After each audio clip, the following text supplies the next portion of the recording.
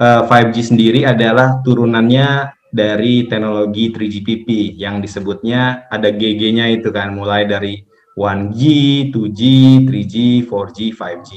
Jadi G-nya itu sebenarnya apa? Generation gitu. Nah, 5G ini sendiri adalah mungkin latest teknologi ya yang sekarang.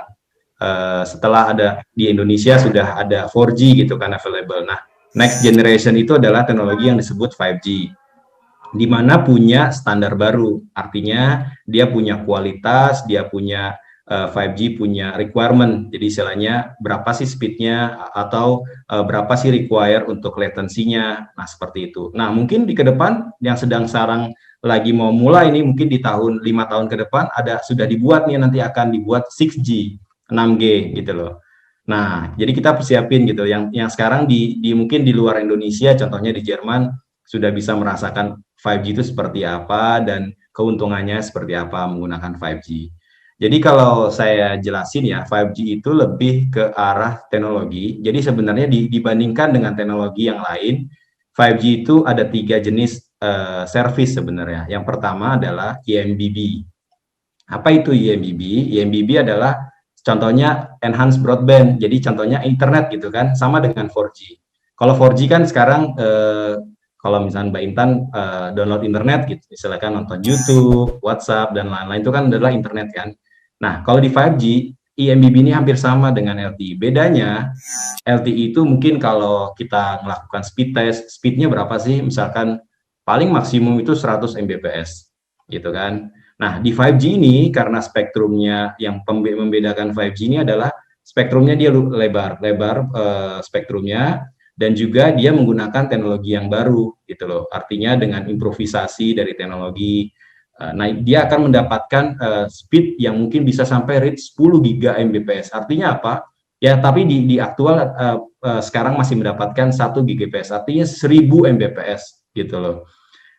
Artinya 10 kali kalau misalkan di operator dia menjual selalu 10 lebih cepat dari 4G gitu. Artinya apa, kalau kita download internet nih, download satu film, cut gitu kan, langsung cepat bisa mendapatkan. Dan juga apa namanya, internet ini bisa digunakan untuk contohnya kayak virtual reality atau nanti lebih kayak apa sih, live streaming menggunakan 4K. Nah, itu yang pertama. Yang kedua adalah URLC, artinya ultra reliability latency. Artinya apa? Latensinya sangat rendah gitu loh. Dibutuhkan untuk apa latensi rendah? Kalau di LTE mungkin kalau bahasa tekniknya gitu kan sampai 30 milisecond. Latensi itu kayak apa ya? Kita kirim data balik lagi gitu loh. Kayak round trip lah, round trip. Artinya apa? Ketika latensinya rendah, contohnya untuk car to car atau disebutnya V2X gitu kan, vehicle to anything. Atau misalkan car to bike, mobil berkomunikasi dengan tower, mobil berkomunikasi dengan orang dan lain-lain. Nah, itu akan yang sekarang ini kan sedang berjalan car to car gitu kan, V to car. Nah, jadi dengan adanya latensi yang rendah, ada mengulangi dari collision gitu loh. Dengan misalkan menggunakan LTE kan delaynya lama, latensinya lama. Nah, di 5G dibutuhkan latensi yang rendah.